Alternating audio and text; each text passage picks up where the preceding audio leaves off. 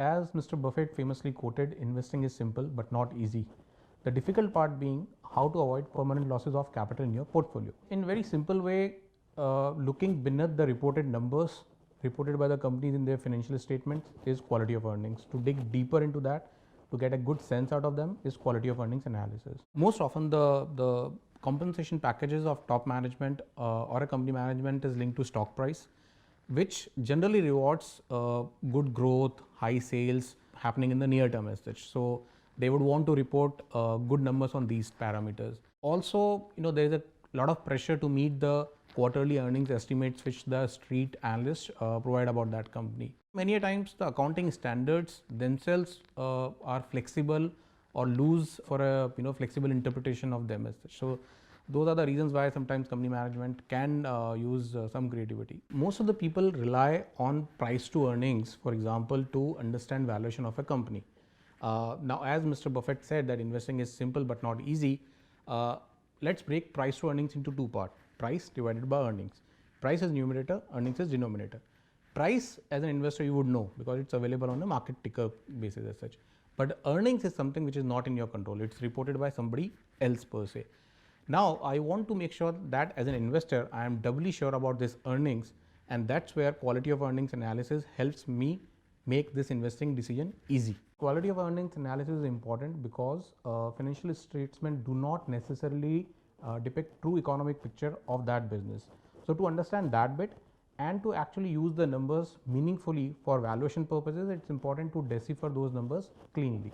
Also, quality of earnings analysis helps us understand about a company management, whether they have acted in interest of minority shareholders, whether they follow good corporate governance standards, whether they have taken decisions which are prudent capital allocation policies. There are various ways to look at it. We look at something which we call as a research framework which covers all of this. It focuses on, say, off balance sheet transactions, cash flows versus accruals, related party transaction, employee stock options, working capital requirements, how the company has built up its reserves, whether the earnings can be relied for valuation purposes, whether they are true sustainable earnings per se. Along with, we use something which is statistically and numerically tested scores like M score, F score, Altman Z score, which allows us to assess quality of earnings in a very objective fashion without any human intervention per se. It also is one of the important elements in our process to basically keep our behavioral biases under control.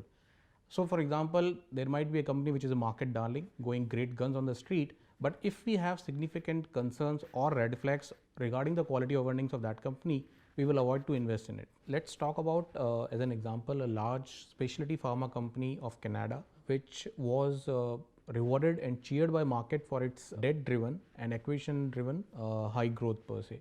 Our quality of earnings analysis on that company in April 2015 resulted, or it had a very stressed balance sheet, high leverage on the balance sheet, resulting into high debt to equity ratio, very poor Altman Z score, and very weak debt servicing ratios. Another thing which we observed was the company curiously changed its revenue recognition policy in one of the acquired company, whereby earlier they were recording revenue at the time of shipments to the ultimate customer, while as now they started recording revenue at the time of shipments to the wholesaler itself. Thirdly, there was an incidence of high amount of intangibles on the balance sheet, as high as nearly 4 times its net worth, which also meant that there is a potential write-off in the offing. This suggested or reflected poor capital allocation policies on the part of the company management. Also, if you look at the M score, which basically demonstrate or indicates possibility of earnings manipulation, it started deteriorating from mid 2000s. Company kept on taking large restructuring charges on a very recurring basis. Sixth point regarding that was it was very hard for us to decipher what are the applicable tax rates for that company. And lastly, they aggressively bid for a company, a US based pharma company, whereby we also observed similar quality of earnings issue per se. Citing these issues which we observed, we assigned a grade B minus for that company, which means not so good quality company. Eventually what happened can be seen in a stock price of that particular company. Multi-Act was started as a research outfit focusing on providing independent and unbiased research with a clear emphasis on quality of earnings, so as to avoid cases like Enron in your portfolio or potential landmines like Enron in one's portfolio. And for that reason, we only employ fresh chartered accountants to do basically the research for us, to be able to decipher the creative accounting part which company management can deploy in its financial reports. So what we believe is that there are essentially two kinds of parameters that should be used to identify if a company is of high quality or of low quality. If you are asked to do a particular assignment, are you better off using just one tool in your toolkit, or are you better off using as many tools that you think can do the job? And obviously the answer is that if you find more tools to be able to do the job, you're better off using all the relevant tools.